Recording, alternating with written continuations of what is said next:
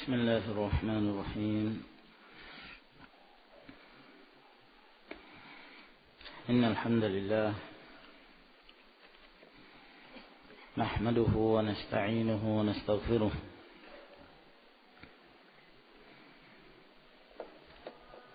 ونعوذ بالله من شرور أنفسنا ومن سيئات أعمالنا.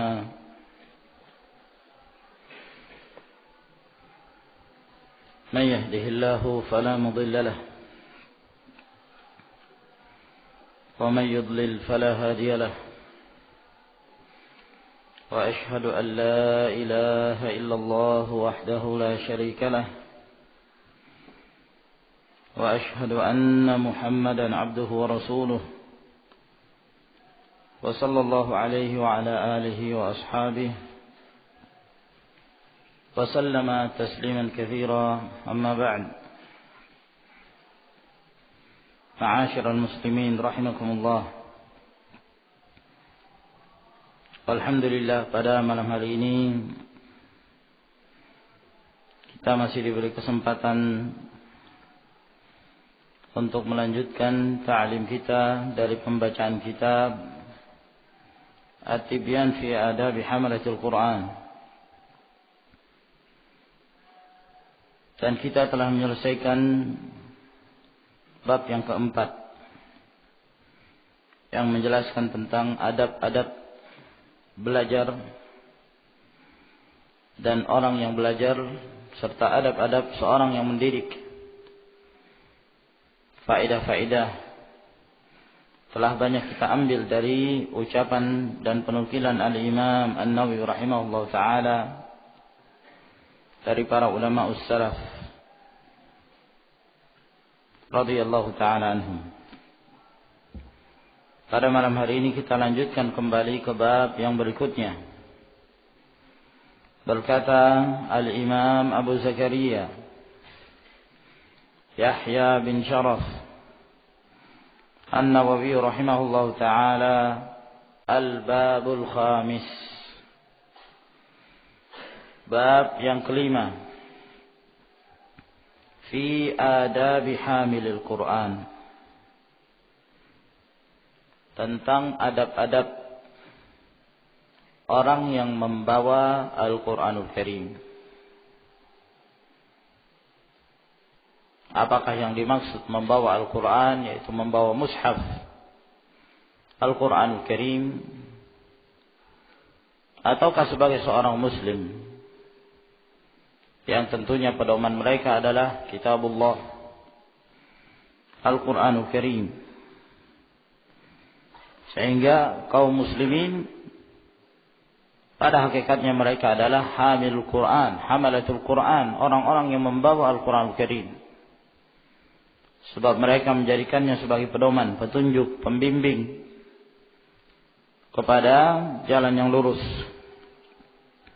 Maka di sini beliau akan menyebutkan beberapa perkara-perkara yang sangat penting bagi seorang muslim, seorang penuntut ilmu, ataukah seorang yang mengajarkan ilmu berkenan tentang membawa Al-Quran Al-Karim. Qad taqaddama jumalun minhu fil babil ladzi qabla hadha. Telah terdahulu beberapa perkara-perkara yang menjelaskan tentang adab pada bab sebelum bab ini.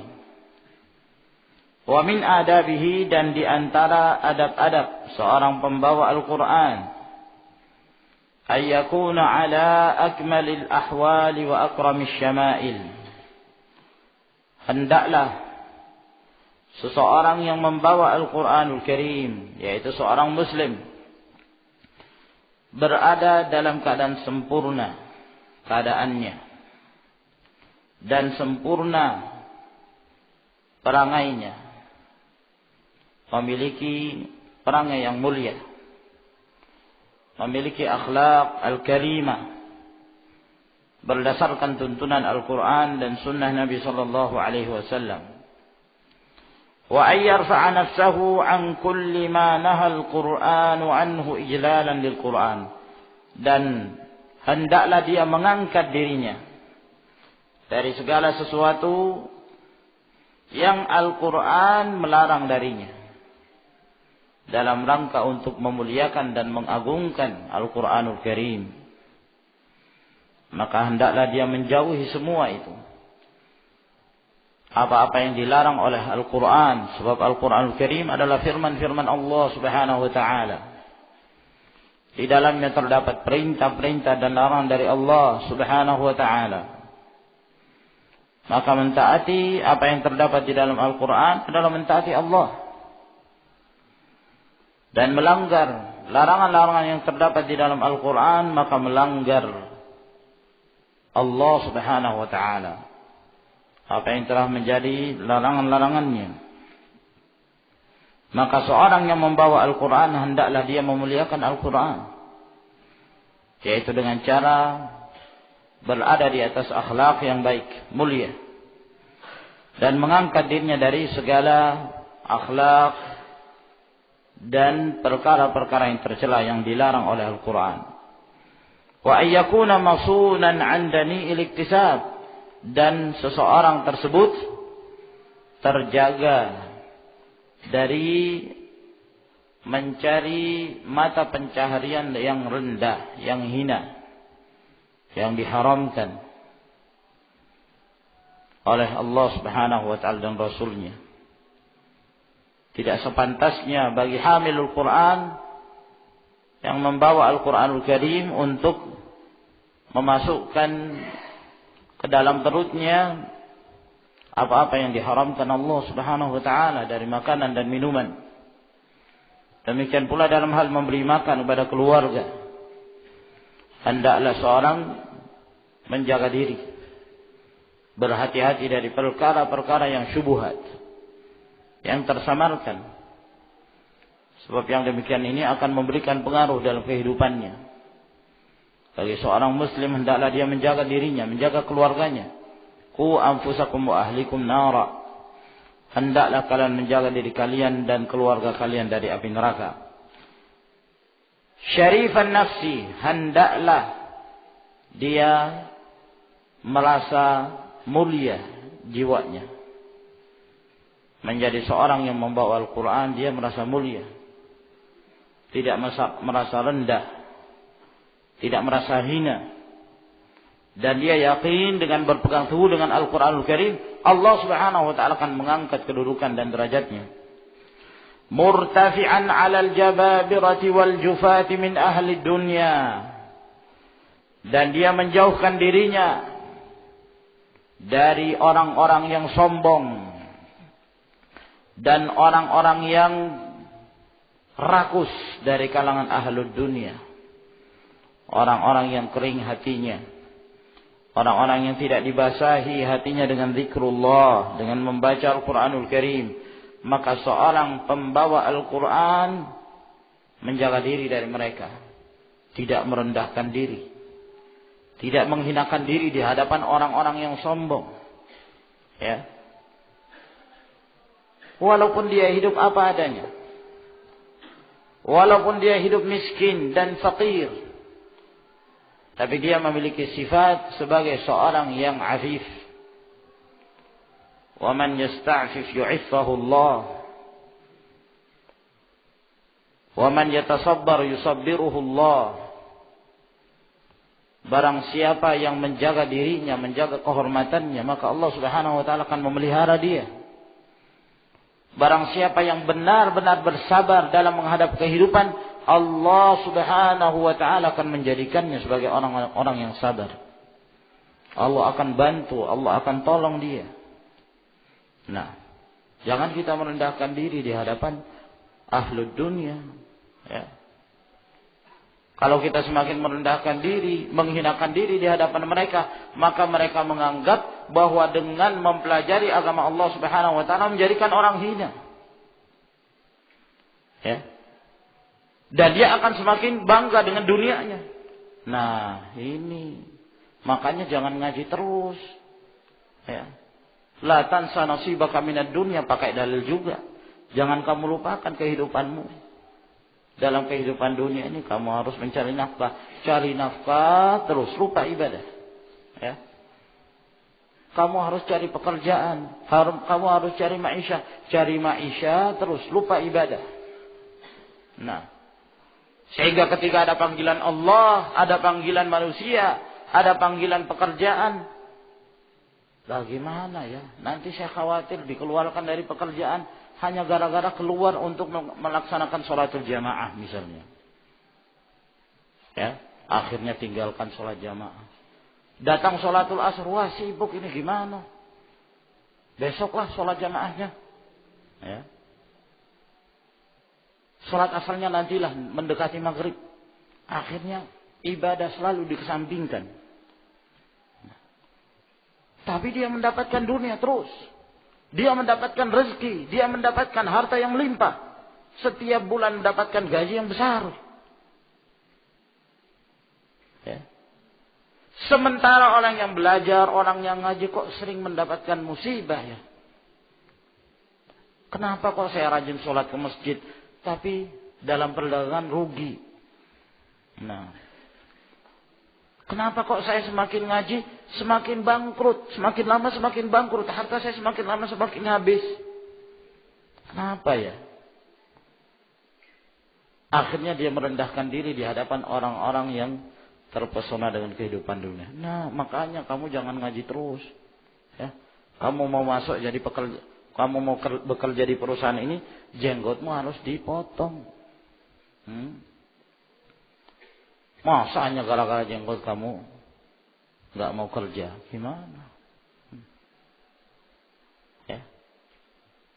Mau mendapatkan harta, harus tinggalkan apa yang menjadi keyakinan kamu. Akhirnya merendah, ya, merendahkan diri di hadapan ahlu dunia. Allahul musta'an. Padahal boleh jadi mereka yang diberikan kemiskinan oleh Allah Subhanahu wa taala, kalau mereka bersabar, mereka mulia di sisi Allah Azza wa Jalla. Sebaliknya dari kalangan ahlu dunia, mereka mendapatkan harta yang melimpah. Mereka mendapatkan kesenangan dunia, apa yang mereka inginkan mereka dapatkan. Harta yang melimpah mereka punya, rumah ada di mana-mana, istri poligami, ya, bisa gonta-ganti istri. Apa saja yang diinginkan dia dapatkan. Namun belum tentu dia mulia di sisi Allah Subhanahu wa taala. Kata Nabi sallallahu alaihi wasallam dalam riwayat Al-Imam Ahmad dari hadis Uqbah bin Amr, "Idza ra'aita Allah yu'til 'abda 'ala ma'asihi ma yuhibbu fa innama huwa istidraj." Apabila engkau melihat Allah memberikan kepada seorang hamba apa saja yang dia senangi, apa saja yang dia sukai, padahal dia berbuat maksiat. Dia berbuat maksiat. Tapi Allah berikan. Dia mau harta, dikasih harta. Dia mau wanita, diberikan wanita. Dia mau kedudukan, diberikan kedudukan. Padahal dia bermaksiat kepada Allah Subhanahu wa taala. Kata Rasulullah sallallahu alaihi wasallam, ketahuilah itu pancingan dari Allah. Dibiarkan. Itu pancingan dari Allah Subhanahu wa taala. Lalu beliau membaca firman Allah Subhanahu wa taala, hatta idza nasu ma dzukkiru fatahna 'alaihim abwaaba kulli syai'. Hatta idza farihu bima utu akhadnahum baghtah fa idza hum mublisun. Ya. Apabila mereka telah lupa dengan apa yang diberikan peringatan-peringatan kepada mereka. Ada yang menasihati ibadah, tidak dipedulikan, wah jangan. Nanti saya kehilangan pekerjaan. Ya. Diingatkan dengan ibadah, diingatkan dengan kembali kepada Allah Subhanahu wa taala, diingatkan untuk menjalankan kewajiban-kewajibannya, maka dia takut kehilangan dunia sehingga dia lupa itu. Diingatkan maka dia lalai, dia lupa. Apa kata Allah? Kami akan bukakan untuk mereka segala pintu-pintu yang mereka senangi. Ya. Maka di sini menunjukkan ya ikhwan, bahwa harta itu bukan tolak ukur Allah Subhanahu wa taala cinta kepada seorang hamba. Kalaulah harta yang menjadi tolak ukur, Rasulullah sallallahu alaihi wasallam menjadi orang yang paling terkaya di dunia ini. Karena beliau adalah hamba yang paling dicintai Allah. Beliau akan menjadi orang yang paling kaya raya. Beliau menjadi orang nomor 1, mengalahkan kekayaan Qarun. Tapi ternyata tidak. Qarun dihinakan padahal dia kaya raya. Rasulullah sallallahu alaihi wasallam dimuliakan padahal beliau hidup dalam keadaan miskin. Ya. Apabila mereka telah gembira, mereka telah bangga sehingga mereka lalai dari Allah, maka di saat itu kata Allah, kami akan mendatangkan pada mereka siksaan sehingga mereka dalam keadaan putus asa. Ya. Yang mereka kumpulkan ternyata tidak berarti pada saat mereka akan mati. Mereka bawa tidak sama sekali. Mereka tinggalkan untuk keluarganya, ahli warisnya. Adapun dia harus mempertanggungjawabkan apa yang telah dia amalkan di dunia. Dia harus mempertanggungjawabkan dan dia harus menjawab pertanyaan-pertanyaan malaikat di alam barzakh. Mampukah dia menjawab? Tergantung dari kesolehan amalannya. Sehingga ma'asyiral ikhwah rahimakumullah, apabila kita telah berpegang dengan Al-Quran Karim, wallahi kita merasa mulia. Kita merasa mulia. Bangga. Ya. Sebab orang yang demikian, maka dia hidup di dunia ini dalam keadaan sabir. Senantiasa bersabar. Apa yang Allah berikan, dia mensyukuri nikmat Allah subhanahu wa ta'ala. Itulah hamilul Quran. Orang-orang yang membawa Al-Quranul Karim. Mutawadhi'an lissalihin wa ahlil khairi wal masakin. Merendah diri kepada orang-orang saleh, kepada orang-orang yang baik, kepada orang-orang miskin. Nah, coba lihat. Di hadapan orang-orang kaya, kita jangan merendahkan diri, jangan. Kalau kita merendahkan diri di hadapan mereka, semakin diinjak kita. Makanya jangan ngaji. Itu kata mereka. Nah, maka di hadapan ahlu dunia kita harus berbangga. Jangan menampakkan bahwa kita butuh kepada mereka, jangan. Ya. Jangan kita sudah ngaji, mempelajari ilmu, menjadi talibul ilm, kita merendahkan di hadapan ahlu dunia, jangan. Ya. Saya ini miskin, saya butuh harta, gimana ya? Saya butuh ini dan itu. Sudah dikasih, dikasih. Besoknya, Pak, gimana saya kekurangan ini lagi? Dikasih lagi. Tambah seneng ini ahlu dunia. Kamu tambah hina, tambah rendah. Nah, jangan seperti itu.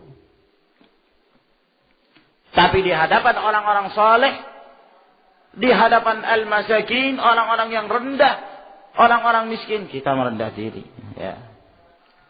Benar kata Nabi sallallahu alaihi wasallam, "Unzuru ila man huwa asfalu minkum, wa la tanzuru ila man huwa fawqakum, fa huwa ajdaru alla tazdaru ni'matallahi 'alaikum." Lihatlah kepada orang yang di bawah kalian. Lihat orang di bawah kalian. Jangan melihat orang di atas kalian. Yang demikian itu lebih pantas agar kalian tidak merendahkan apa yang telah Allah Subhanahu wa taala berikan pada kalian dari kenikmatan. Wa ayyakuna mutakhashshi'an dza sakinatin wa waqar. Dan hendaknya seorang pembawa Al-Qur'an itu khusyuk, tenang. Ya.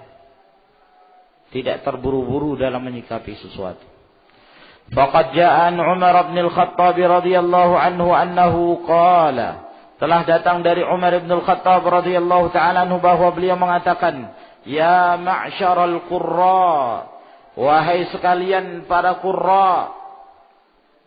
Sekali lagi yang dimaksud qurra adalah ahli ibadah, para penuntut ilmu, ahlul Quran.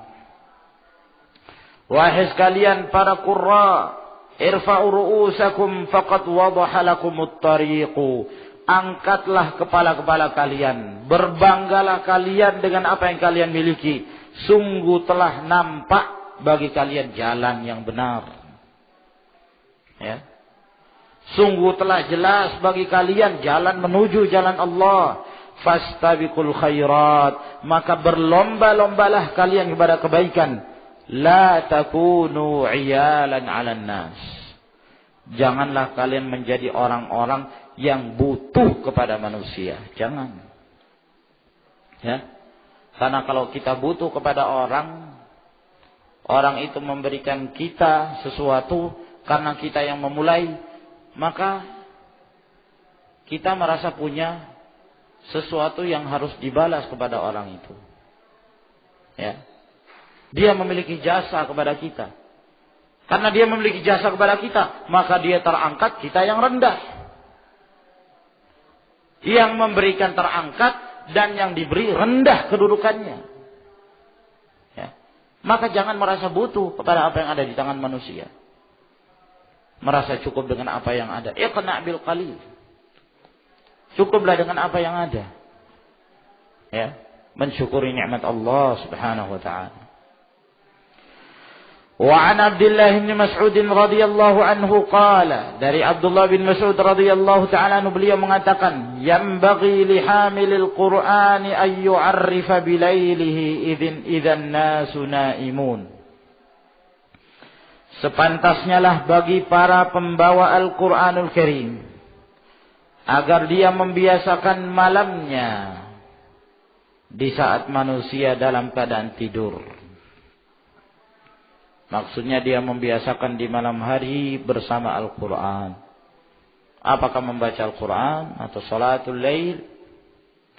Di saat manusia dalam keadaan tertidur. Wa binaharihi idzan nasu muftirun. Dan di siang harinya di saat manusia dalam keadaan mereka tidak berpuasa, maka mereka senantiasa berpuasa. Wa bihuznihi idzan nasu yafrahun. Dan dia merasa bersedih di saat manusia dalam keadaan gembira. Wa bi bukaihi idzan nasu yadhakun. Dan dia menangis takut kepada Allah di saat kebanyakan manusia tertawa dan mereka lalai dari Allah.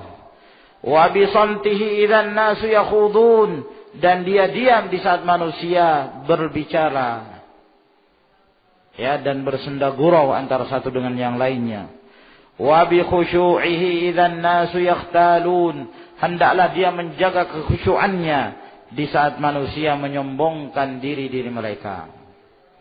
Yang dimaksud oleh beliau rahimahullah adalah seseorang yang membawa Al-Qur'anul Karim itu jangan terbawa dengan banyak dan mayoritas dari kalangan manusia di saat mereka terjatuh dalam sesuatu kesalahan. Ya. Hamilul Quran, orang yang membawa Al-Quran kokoh di atas kebenaran. Walaupun kebanyakan manusia melanggar, maka dia kokoh. Terus istiqamah di atas al-haq. Orang-orang lalai, dia ibadah. Orang-orang terlena, tertawa, lupa kepada Allah Subhanahu wa taala, maka dia ingat kepada Allah, dia menangis, takut terhadap dosa-dosanya, maka dia menjadi mulia. Sedangkan kebanyakan manusia mereka menyimpang dari Allah Subhanahu wa taala. Begitulah hamilul Quran. Yang dia lihat adalah pembimbingnya. Pembimbingnya adalah Al-Quranul Karim. Kalau Al-Quranul Karim yang telah dia ikuti, yang telah dia jadikan sebagai pembimbing, dan dia terus berjalan di belakangnya, maka dia tidak peduli tersesatnya sebagian atau sekian banyak orang. Tidak peduli. Dia bersabar. Karena kebenaran itu tidak bisa dipandang dari banyaknya orang yang mengikuti. Ya. Wa in tuti' aktsara man fil ardi yudilluka an sabilillah. Kalau kalian mengikuti kebanyakan mayoritas orang yang ada di muka bumi ini, mereka akan menyesatkan kamu dari jalan Allah Subhanahu wa taala. Wa qalilum min ibadiyasy syakur. Sungguh sangat sedikit dari hamba-hambaku yang mau bersyukur. Kata Abdullah bin Mas'ud radhiyallahu taala anhu, al-jama'atu ma wafaqal haqqa wa in kunta wahdak. Jamaah yang benar itu, kelompok yang akan diselamatkan Allah itu adalah orang yang berdiri di atas kebenaran walaupun kamu dalam keadaan sendiri. Sendirian, orang lain menyelisih, ya biarkan. Kalau kamu berada di atas dalil yang jelas, kamulah yang berada di atas kebenaran. Yang lainnya salah. Bersabar. Begitulah hamil Quran, keadaan orang-orang yang berpegang teguh dengan Al-Quran Karim. Wa anil Hasan al-Basri rahimahullahu annahu qala.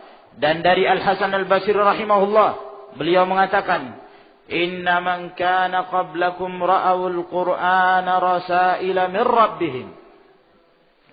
Sesungguhnya orang-orang sebelum kalian. Siapa itu orang-orang sebelum kalian? Al-Hasan al-Basri, seorang tabi'i. Seorang tabi'i. Berarti orang-orang sebelum kalian siapa? Para sahabat ridwanullahi alaihim ajma'in.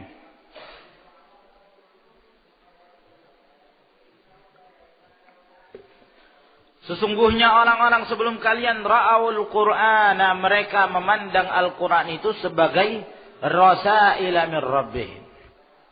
Risalah-risalah yang datang dari Rabb mereka. Allah Subhanahu wa taala menurunkan Al-Quran kepada umat ini. Para sahabat menganggap bahwa itu surat yang datang dari Allah untuk dikirimkan kepada mereka agar mereka menjadikannya sebagai peringatan. Agar mereka mendengarkan. Seakan-akan Allah Subhanahu wa taala mengirim surat kepada mereka. Ya, yang di dalamnya berisi nasihat, peringatan, anjuran untuk bertakwa, peringatan dari menyelisihi perintah-perintah Allah Subhanahu wa taala.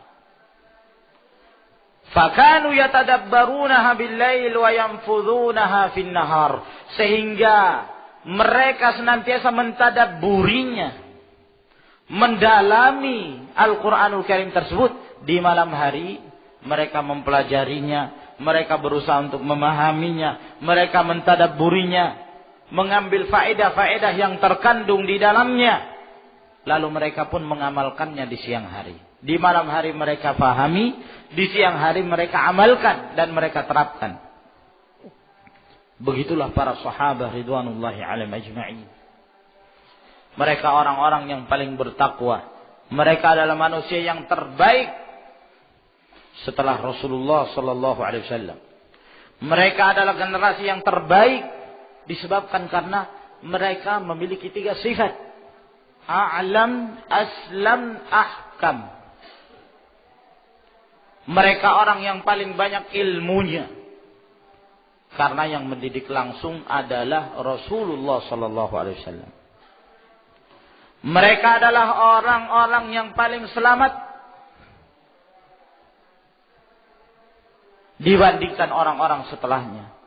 Mereka adalah orang-orang yang paling bijak dalam menetapkan dan menempatkan nas-nas Al-Quran dan As-Sunnah. Mereka lah orang-orang yang memiliki hikmah, paling mengerti hukum, paling bijaksana. Itu para sahabat ridwanullahi alaihim ajma'in. Sehingga barang siapa yang ingin baik dari orang-orang belakangan, contohlah mereka, tirulah mereka. Fatashabbahu bil kiram. Hendaklah kalian meniru orang-orang yang mulia. Fatashabbahu illam takunu mithlahum. Inna tashabbuha bil kirami falahu.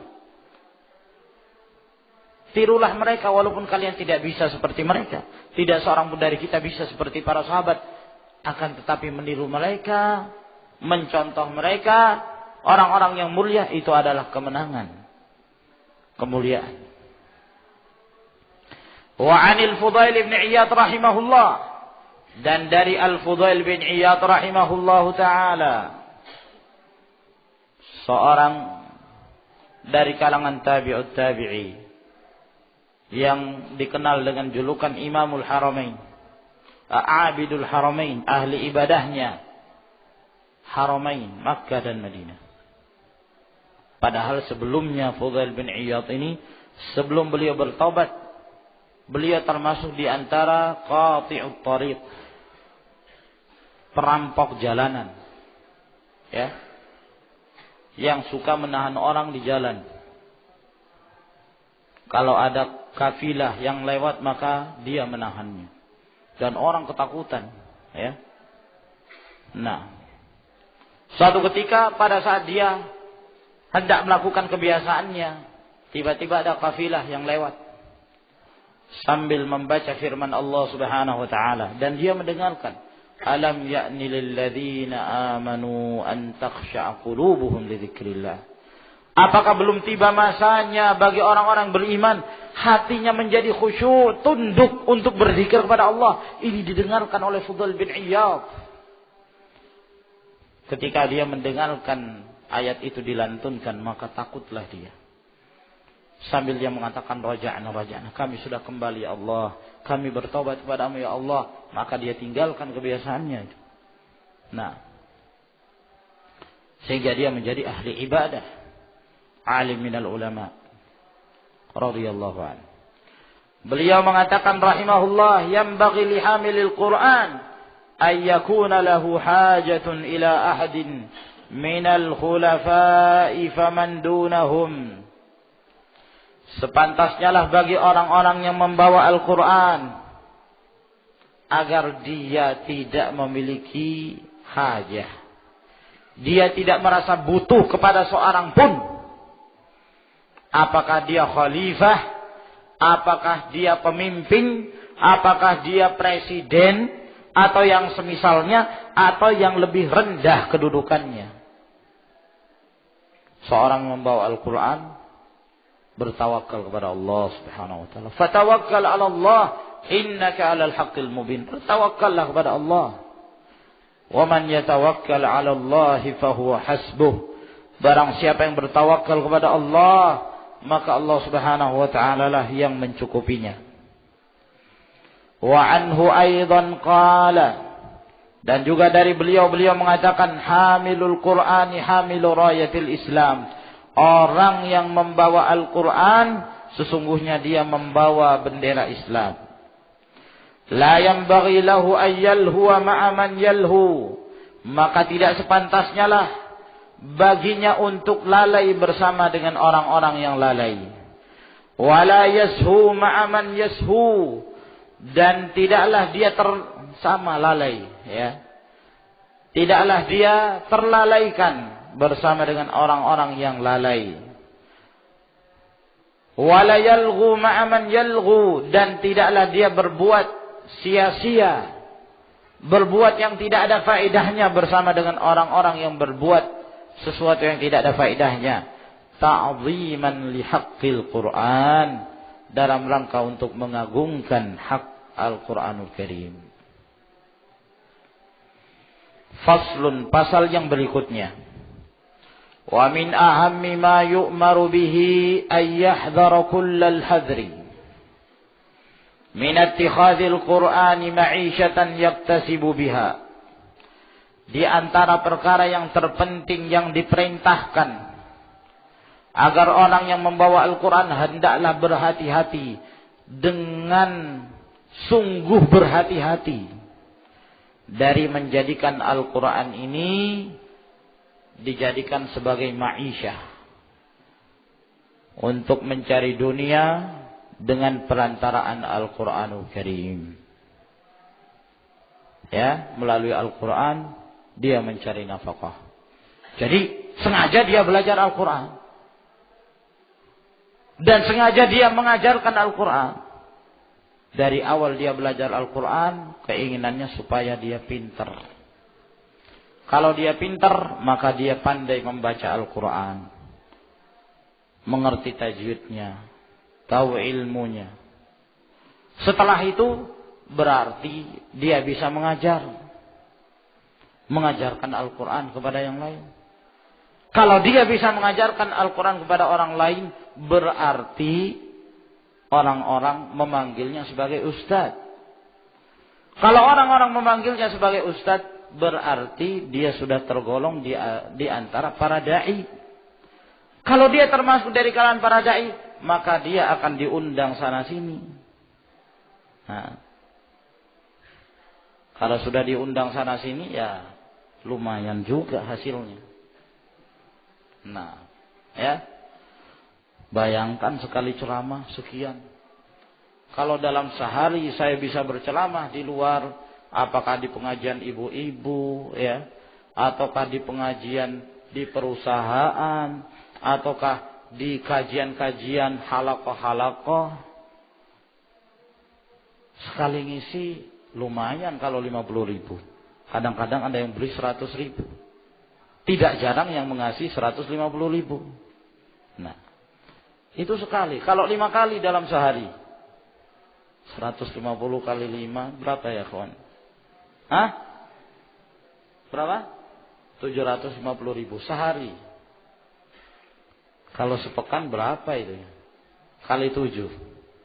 Kalau sebulan mengalahkan gajinya para karyawan.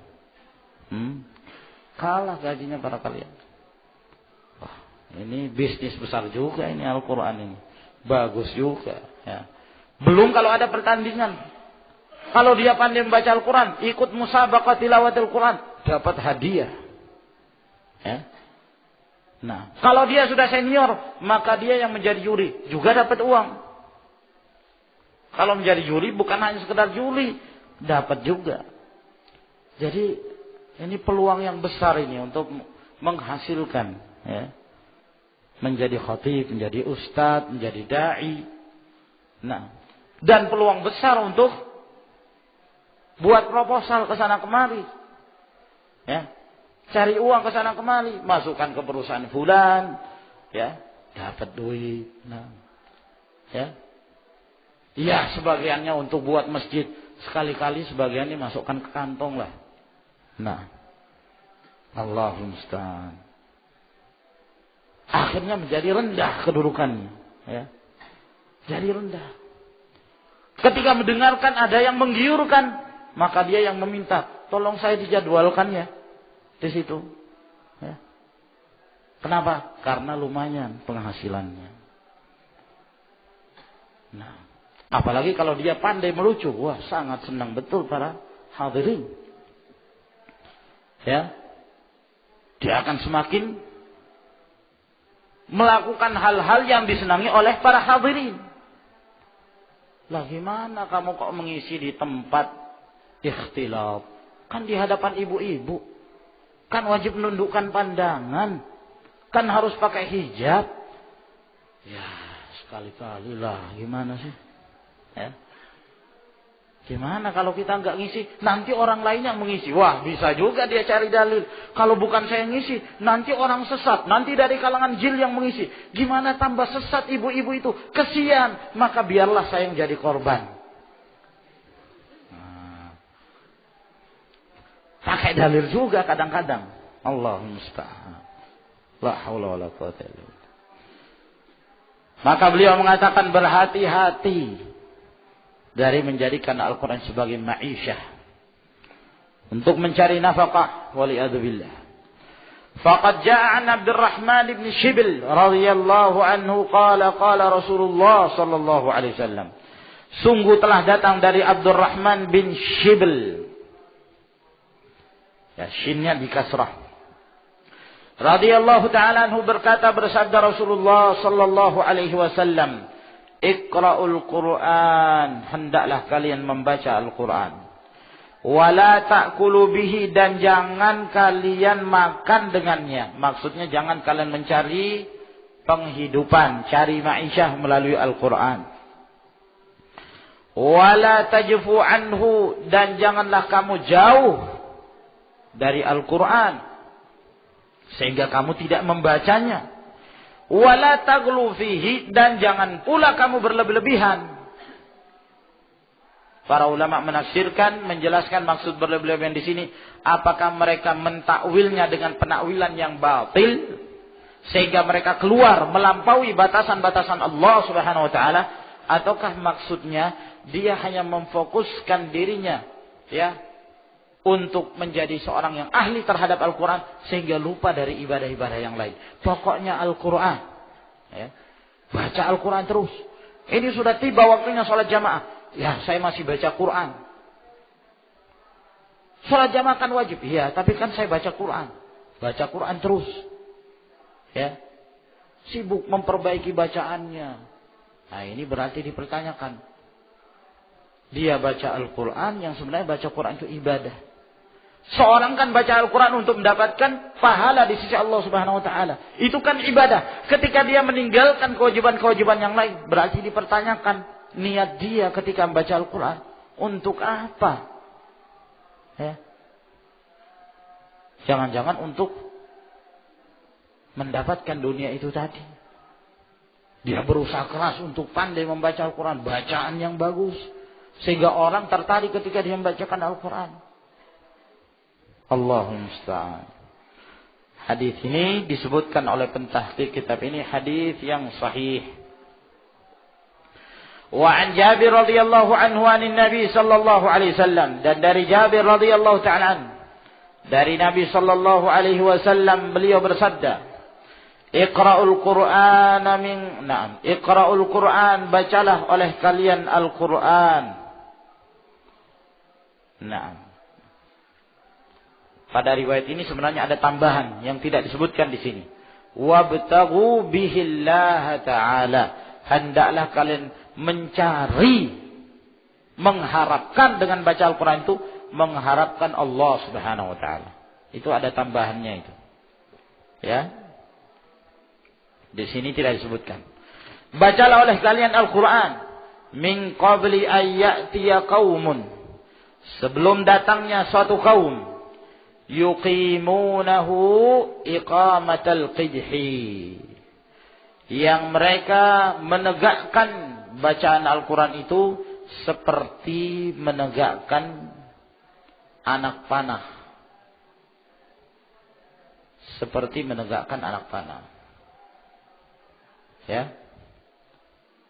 Yata'ajjalunahu wa la yata'ajjalunahu.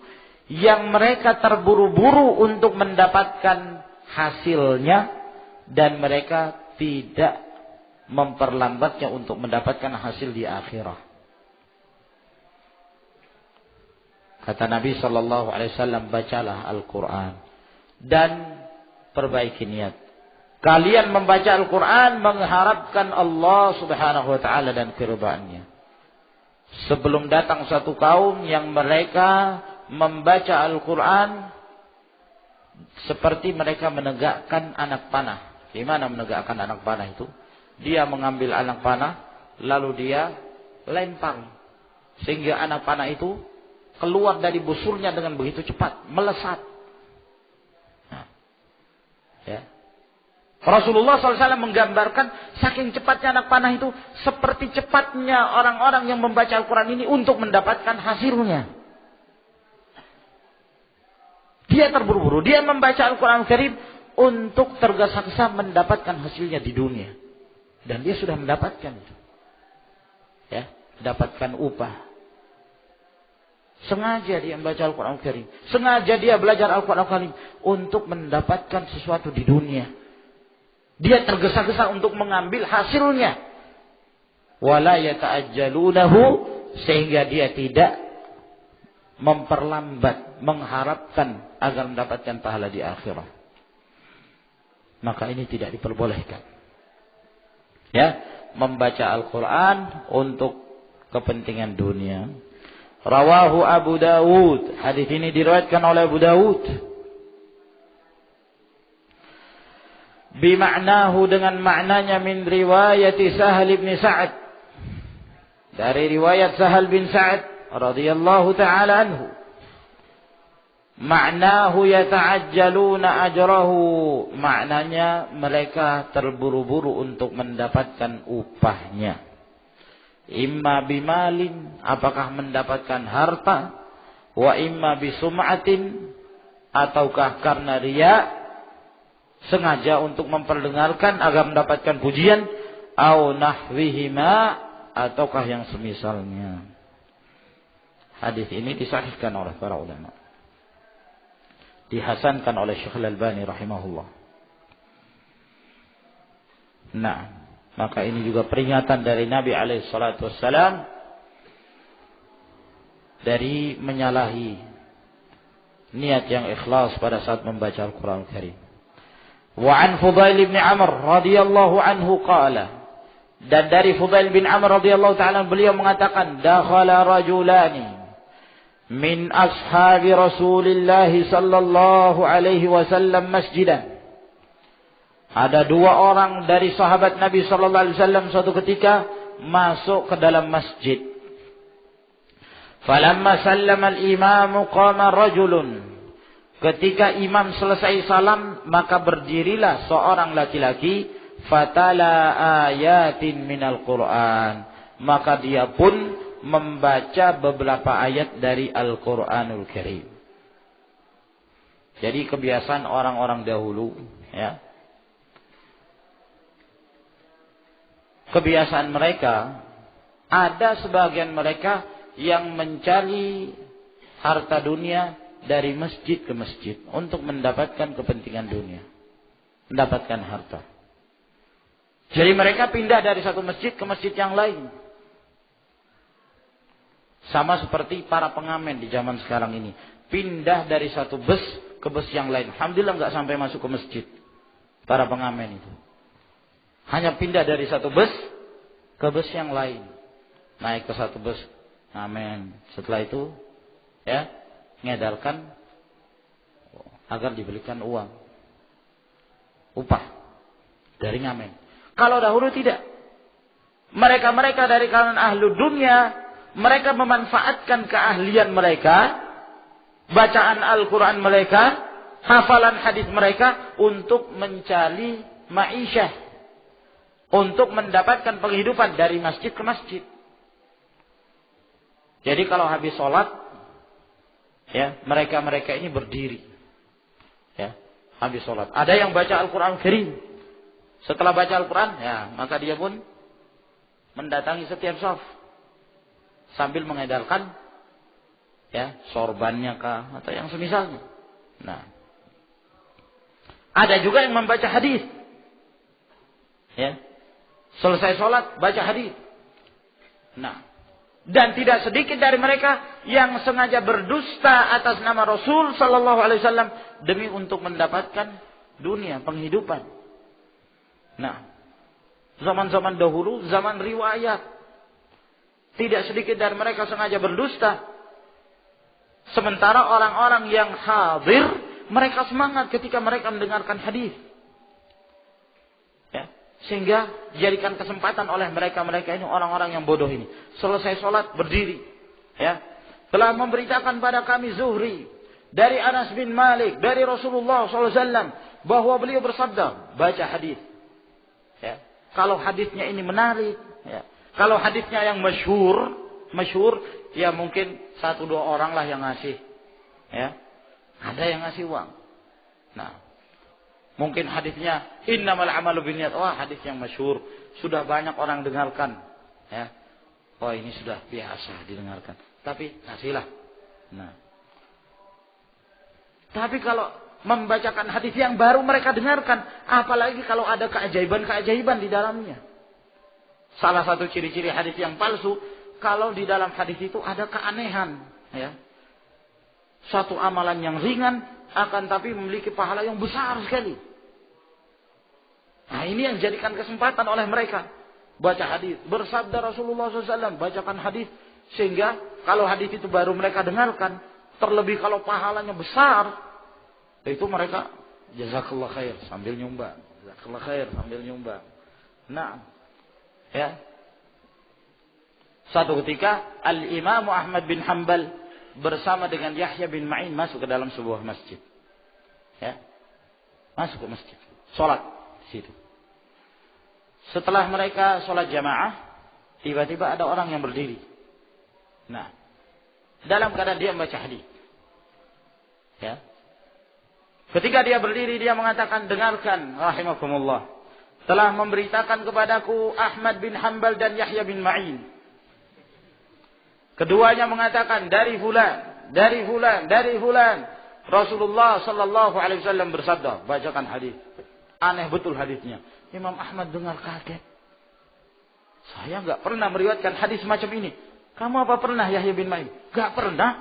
Tapi kok yang disebutkan nama kita berdua? Kebetulan keduanya ada di situ. Subhanallah. Ya. Selesai membaca hadis, orang ini ya seperti biasanya. mengedarkan supaya diberikan. Orang pada memberikan pada dia sumbangan. Sampai ke tempatnya Imam Ahmad. Dipanggil oleh Imam Ahmad. Kemari kamu. Nah, pikirannya, wah ini mungkin orang kaya ini mau ngasih banyak ini. Sampai dipanggil khusus. Nah, datang orang ini. Nah, ya. Hadis ini kamu dengarkan dari siapa? Dari Ahmad bin Hanbal. Dan Yahya bin Ma'in. Kata Ahmad bin Hanbal, saya Ahmad bin Hanbal. Ini Yahya bin Ma'in. Kami tidak pernah meriwayatkan hadis semacam ini. Kata orang, emangnya Ahmad bin Hanbal dan Yahya bin Ma'in hanya kalian? Saya bertemu dengan 17 orang yang namanya Ahmad bin Hanbal dan Yahya bin Ma'in. Saya belum bertemu dengan yang namanya Ahmad bin Hanbal yang paling bodoh setelah sekarang ini. Kata orang itu sambil tertawa Ahmad bin Hanbal. Begitu. Nah, ya, ada orang-orang semacam ini. Kenapa? Karena waktu itu zaman riwayat, orang mendatangkan riwayat, senang mereka. Ngasih fulus, ngasihkan uang, ngasih sumbangan. Nah, inilah yang disebutkan dalam riwayat ini. Ya. Setelah salam, orang ini berdiri membaca beberapa ayat dari Al-Quran Karim. Thumma sa'ala, setelah itu dia meminta-minta. Faqala ahaduhuma, berkatalah salah seorang dari keduanya, yakni dari para sahabat ini, inna lillahi wa inna ilaihi raji'un. Sami'tu Rasulullah sallallahu alaihi wasallam yaqul, sungguh aku telah mendengarkan Rasulullah sallallahu alaihi wasallam bersabda, sayaji'u qaumun yas'aluna bil Qur'an. Akan muncul satu kaum yang mereka itu meminta-minta melalui Al-Quranul Karim, bacaan Al-Quran. Faman sa'ala bil Qur'ani fala tu'tuh, maka barang siapa yang meminta sesuatu melalui Al-Quran, melalui bacaan Al-Quran, jangan kalian memberikan kepadanya. Jangan kalian memberikan kepadanya. Ya. Jadi nggak boleh diberikan. Kenapa? Karena dia menjadikan Al-Quran sebagai perantara untuk mendapatkan dunia. Ini dia membaca Al-Quran Karim. Tidak boleh. Kenapa? Karena dia melakukan perbuatan kemaksiatan.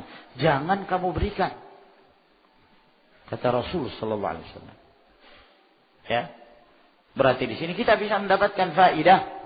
Tidak bolehnya diberikan sumbangan, ya, atau yang semisalnya kepada mereka-mereka yang menjadikan mata pencaharian dari kemaksiatan. Ada tukang ngamen, ya. Setelah dia ngamen, kasih, jangan dikasih. Al-Quran aja nggak boleh. Nah, ya, apalagi karena musik. Namun di sini disebutkan wahadal isnadu munqati', sanadnya terputus. Fa innal Fudail ibn Amr lam yasma'is sahabah. Sesungguhnya Fudail bin Amr tidak mendengarkan dari para sahabat. Namun hadis ini punya banyak jalan. Jalan-jalan yang lain diriwayatkan oleh Tirmidzi, Al-Imam Ahmad dari Imran bin Husain. Oleh karena itu Asy-Syaikh Al-Albani rahimahullah taala mensahihkan hadis Imran bin Husain dalam silsilah Al-Ahadits Shahihah nomor hadis 257. Ya. Nah, adapun hadis Imran bin Husain ini datang dari jalan Hasan Al-Basri. Bahwa Hasan Al-Basri berjalan bersama Imran bin Husain pada saat itu. Ya. Nah, lalu mereka bergandengan tangan, Hasan Al-Basri dengan Imran bin Husain ini. Tiba-tiba mereka melewati orang yang membaca Al-Quran sambil meminta. Lalu kemudian Imran bin Husain membaca hadis Nabi SAW, man qara al-Qur'ana falyas'alillah bih. Barang siapa yang membaca Al-Quran, maka hendaklah dia meminta kepada Allah Subhanahu wa ta'ala. Fa innahu sayaji'u aqwamun yaqra'una al-Qur'an yas'aluna bihin nas. Karena akan muncul satu kaum yang mereka membaca Al-Quran dalam rangka untuk meminta kepada manusia. Maka dari sini Ya, hadis-hadis ini menunjukkan tercelanya orang yang menjadikan Al-Quran, bacaan Al-Quran atau mengajarkan Al-Quran Al-Karim untuk kepentingan dunia. Maka dibangun di atas riwayat-riwayat ini, ya, maka ada permasalahan yang diperbincangkan oleh para ulama tentang masalah hukum mengambil upah karena mengajarkan Al-Quran Al-Karim. Mengambil upah karena mengajarkan Al-Quran. Inilah yang beliau sebutkan. Wa amma akhdhul ujrati ala ta'limil Quran faqad ikhtalafa al-ulama'u fi. Adapun mengambil upah karena mengajarkan Al-Quran, maka sungguh para ulama telah berselisih. Fahakal Imam Abu Sulaiman Al-Khattabi man'a akhdhil ujrati alaih. Maka telah dihikayatkan oleh Abu Sulaiman Al-Khattabi tidak bolehnya mengambil upah dari mengajarkan Al-Quran. Beliau menukilkan an jama'atin minal ulama, dari beberapa dari kalangan para ulama. Minhum Az-Zuhri wa Abu Hanifah. Di antara mereka yang melarang adalah Zuhri, demikian pula Abu Hanifah. Wa an jama'atin annahu yujawwizu illam yashtarithu. Dan ada sekelompok para ulama yang lain yang membolehkan selama dia tidak mempersyaratkan. Membolehkan selama dia tidak mensyaratkannya, ya. Nah, dia tidak mensyaratkan. Dalam artian, ya dia datang, dia ngajar, ngasih, alhamdulillah, tidak juga tidak mengapa. Nah, tidak ada persyaratan. Bukan orang itu datang, ya, lalu dia mengatakan, Ustaz, gimana ini ada pengajian? Ya, ada orang-orang yang butuh dibimbing bacaan Al-Qur'annya. Ataukah butuh dibimbing tentang Islam secara umum. Ya. Lalu kata ustaznya, "Ana dapat berapa nih?" Ya. Berapa? Ya, Ustaz, 100.000 lah, Ustaz. Wah, kurang ya, akhi. Ini zaman pailit. Ditambahlah, ya. 120.000 gimana? Hah? Sudah. Biasanya orang lain 150.000. Kalau ini 120.000 saja yang tengah-tengah. Gimana? Setuju? Ya, setujulah ya Ustaz. Berarti sudah ada tawar-menawar, isyarat. Nah, ya. Atau amalan ibadah yang lainnya. Yang anehnya, sebahagian kaum muslimin memanfaatkan amalan ibadah sebagai bisnis. Amalan bid'ah sebagai bisnis. Yang disangka oleh manusia ibadah. Tahlilan. Nah, sekarang ini ada biro tahlilan. Nah, ya, mau tahlil yang mana? Tahlil akbar atau tahlil asghar? Kalau tahlil asghar biayanya sekian. Kalau tahlil akbar, wah lebih besar lagi. Nah, subhanallah, Allahul musta'an. Macam-macam manusia, ya. Nah, kata para ulama, boleh selama dia tidak mensyaratkan. Wa huwa qaulul Hasan al-Basri wasy-Sya'bi wa Ibn Sirin. Dan ini adalah pendapat Hasan al-Basri, Asy-Sya'bi, Amr bin Syarahil, Ibn Sirin, Muhammad bin Sirin. Wa dhahaba Atha wa Malik wa Syafi'i wa akharun ila jawaziha. Dan berpendapat Atha, Ibn Rabah, Malik dan Imam Syafi'i dan yang lainnya, mereka berpendapat bolehnya. In syaratahu wastajarahu ijaratan sahihatan. Apabila dia mensyaratkannya, ya, dan mengambil upah atau disewa dengan penyewaan yang sahih. Ya. Penyewaan yang sahih. Jadi di sini beliau menukilkan ada 3 pendapat. Pendapat yang pertama mengatakan tidak boleh secara mutlak. Ya. Tidak boleh. Pendapat yang kedua mengatakan boleh selama tidak disyaratkan. Pendapat yang ketiga mengatakan boleh walaupun disyaratkan, ya, tapi statusnya seperti penyewaan, ya. Jadi yang diberikan upah itu bukan ibadahnya, bukan, tapi karena dianya telah mengkhususkan dirinya pada ibadah itu. Ya. Misalnya si fulan diminta di satu tempat. Ini ada yang butuh untuk diajari Al-Quran Karim. Nah, nanti mereka siap untuk memberikan misalnya per bulan sekian. Nah, ya gimana? Nah, dia mengkhususkan dirinya. Nah, jadi dia mendapatkan upah bukan karena ibadahnya, tapi karena dia disewa, ya. Sehingga dia memfokuskan dirinya dalam perkara tersebut sehingga dia tidak mencari nafkah yang lain. Nah, ini kata beliau diperbolehkan oleh para ulama seperti Imam Malik, Al-Imam Syafi'i. Wa qad jaa'a bil jawazi al-ahadits shahihah, dan telah datang hadis-hadis yang sahih yang menunjukkan bolehnya. Yang menunjukkan bolehnya. Sana banyak hadis. Di antaranya hadis Abu Sa'id Al-Khudri ketika beliau meruqyah, ya. Dalam riwayat Al-Imam Al-Bukhari. Mereka Abu Sa'id Al-Khudri kurang lebih 30 orang dalam sebuah perjalanan. Lalu kemudian mereka tiba di sebuah kampung. Mereka mencari, mungkin ada orang yang mau menjamu mereka. Ternyata semuanya menolak, tidak ada yang mau menjamu. Akhirnya mereka pun beristirahat di satu tempat di kampung tersebut. Tiba-tiba terjadi kejadian di mana pimpinan kabilah, pimpinan kampung tersebut dalam keadaan disengat kalajengking. Maka mereka berusaha untuk mencari penawarnya. Pimpinannya kesakitan. Cari ke sana kemari, mereka tidak menemukan. Cari orang yang mengetahui ada obatnya, enggak tahu. Akhirnya ada yang mengusulkan, coba kamu tanyakan kepada orang-orang yang musafir itu. Mungkin mereka tahu penawarnya. Maka mereka pun datang. Mereka mendatangi para sahabat. Lalu mereka bertanya, apakah di antara kalian ada yang mengetahui obatnya? Maka kata Abu Sa'id Al-Khudri, kami tahu.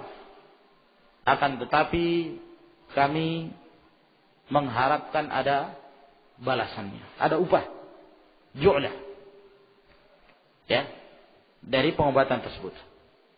Akhirnya terjadi dialog, perbincangan di antara mereka, maka disepakati apabila mereka berhasil meruqyah, maka mereka akan mendapatkan beberapa ekor kambing sesuai dengan jumlah mereka. Walhasil berangkatlah Abu Sa'id Al-Khudri di ruqyah pimpinan kabilah ini, dibacakan surah Al-Fatihah, ya. Dalam riwayat yang lain beliau membaca 7 kali, lalu kemudian diludah kecil ke arah yang disengat kalajengking tersebut. Tidak berapa lama kemudian pimpinan kabilah ini disembuhkan Allah Subhanahu wa taala. Maka mereka pun diberikan kambing. Sebelum mereka membagi, maka kata Abu Sa'id Al-Khudri, jangan dulu, kita laporkan hal ini kepada Rasulullah. Apakah ini boleh? Maka mereka datang kepada Nabi sallallahu alaihi wasallam, maka kata Rasulullah, "Wa ma yudrika annaha ruqyah." Ya.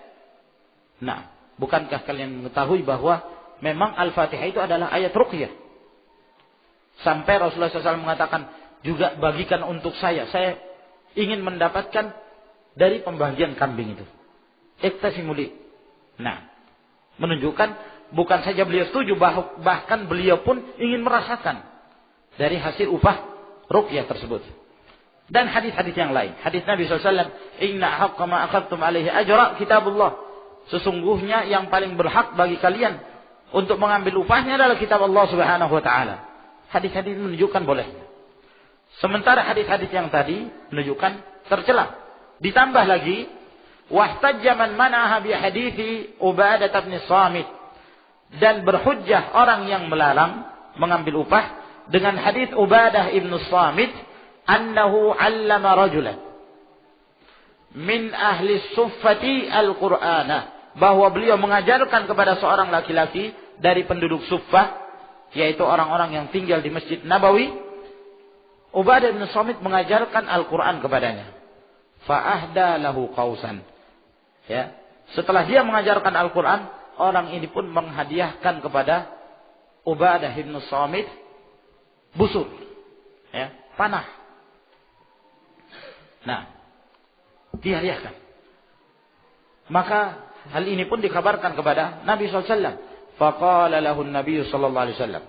Maka bersabda Nabi sallallahu alaihi wasallam, "In sarraka an tutawwaqa biha tawqan min narin faqbalha." Apabila engkau senang untuk dililitkan ya kamu dengan busur panah tersebut, dililitkan kepadamu dengan lilitan dari api neraka, maka terimalah, ambil itu hadiah. Karena seakan-akan dia itu menjadi balas jasa dari ta'limul Quran. Di saat dia mengajarkan Al-Quran Al-Karim. Wa huwa haditsun masyhur rawahu Abu Daud wa ghairuhu. Ya, dan ini adalah hadis yang masyhur diriwayatkan oleh Abu Daud dan selainnya, wa bi atharin katsiratin 'anis salaf. Dan di sana ada banyak riwayat-riwayat dari para ulama salaf melarang mengambil upah dari Al-Quran Al-Karim. Wa ajabal mujawwizuna an hadits Ubadah bi jawabain. Sedangkan orang-orang yang membolehkan dari kalangan para ulama, mereka menjawab hadis Ubadah bin Samit dengan dua jawaban. Yang pertama, anna fi isnadihi maqalan, bahwa dalam hadis ini masih diperbincangkan oleh para ulama. Ya, ada yang melemahkan. Wa tsani, yang kedua, annahu kana tabarra'a bi ta'limihi falam yastahiqqa syai'an. Ya, bahwasanya orang ini, yakni Ubadah bin Samit, dia telah mendermakan dirinya pada saat dia mengajar. Dalam keadaan dia tidak meminta sesuatu, dia telah mendermakan dirinya. Dia mengajar semata-mata untuk mendapatkan keridhaan Allah, bukan untuk diberi upah, sehingga dia tidak berhak untuk mendapatkan sesuatu.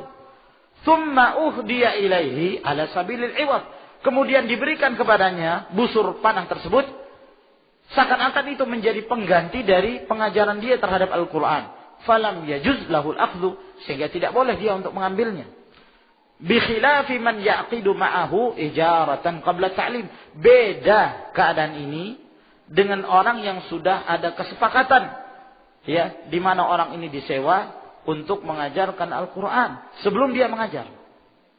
Wallahu a'lamu bis-shawab. Falhasil, di sana ada hadis-hadis yang membolehkan, ya. Di sana juga ada hadis-hadis yang melarang. Di antaranya hadis ini. Walaupun di sini kata Al-Imam An-Nawawi rahimahullah masih diperbincangkan. Namun Syekh Al-Albani rahimahullah mensahihkan hadis ini. Syekh Al-Albani mensahihkan hadis ini.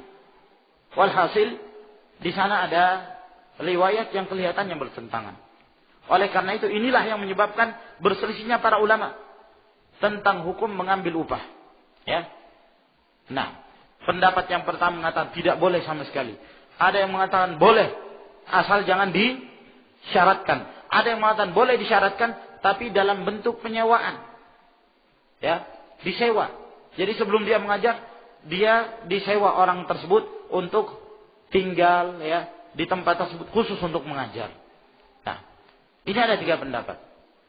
Walaupun di sana ada pendapat yang lain, seperti pendapat Syekhul Islam Ibnu Taimiyah rahimahullah mengatakan boleh, ya, kalau ada hajah, ada kebutuhan, ya. Ini juga pendapat pertengahan, pendapat Syekhul Islam Ibnu Taimiyah rahimahullah taala. Ya, asal hukumnya seseorang dalam amalan ibadah hendaknya karena Allah Subhanahu wa taala. Itu asal hukum. Tidak boleh seorang itu mengajarkan Al-Qur'an semata-mata untuk mendapatkan kepentingan dunia. Tidak boleh sama sekali. Ya. Apakah azan, ataukah menjadi imam, ataukah mengajarkan Al-Quran. Tidak boleh. Semuanya karena Allah Subhanahu wa ta'ala. Nah, namun hadis-hadis yang menunjukkan bolehnya seorang mengambil upah dari Al-Quran Al-Karim, ya, yang dimaksud adalah, kata Syekhul Islam, dalam kondisi hajah. Apabila seseorang itu dalam keadaan butuh. Sebab hadis-hadis yang datang berkenan tentang mereka yang mengambil upah itu karena kebutuhan, ya. Karena butuh. Nah, mereka dalam keadaan butuh, sehingga dalam syariat ini diberikan rukhsah, diberikan keringanan, kata Syekhul Islam Ibnu Taimiyah rahimahullah taala, dalam rangka untuk menggabungkan. Adapun kalau seorang sudah punya kecukupan, ya, sudah mendapatkan pencaharian dari yang lain, maka tidak boleh. Nah, karena dia sudah ada yang memenuhi dari sisi yang lain. Nah, adapun kalau dia dalam keadaan butuh, ya, apalagi kalau dia mengkhususkan dirinya, nah, maka diperbolehkan, kata beliau. Namun, wallahu a'lam bishawab, Asy-Syaikh Al-Albani rahimahullah taala juga menjelaskan tentang permasalahan ini bahwa asal hukumnya tidak boleh, ya. Semuanya harus karena Allah Subhanahu wa taala.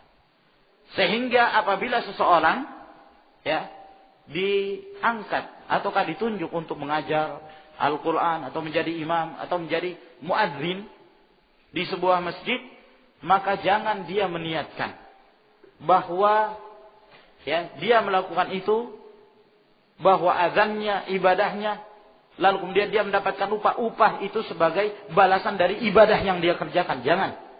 Ini kembali kepada niat seorang. Innamal a'malu binniyat. Nah, namun diperbolehkan kalau itu dalam bentuk penyewaan seperti yang disebutkan di sini, ya. Dalam bentuk penyewaan karena dia mengkhususkan dirinya sehingga dia tidak mencari ma'isyah yang lain. Dia mengkhususkan dirinya di masjid tersebut, dia menjaga waktu-waktu adzan, ya, sehingga dia diberikan upah karena tafarruqnya, karena dia mengkhususkan, bukan karena ibadahnya. Bukan karena ibadah yang dia kerjakan, ya. Sehingga dalam hal ini kembali kepada niat seorang yang mendapatkan upah tersebut, ya. Innamal a'malu binniyat, wallahu a'lam bissawab. Dengan demikian selesai apa yang kita sebutkan berkenaan tentang masalah mengambil upah dari mengajarkan Al-Qur'an Al-Karim. Wa akhiru da'wana anil hamdulillahi rabbil alamin. Assalamualaikum warahmatullahi wabarakatuh.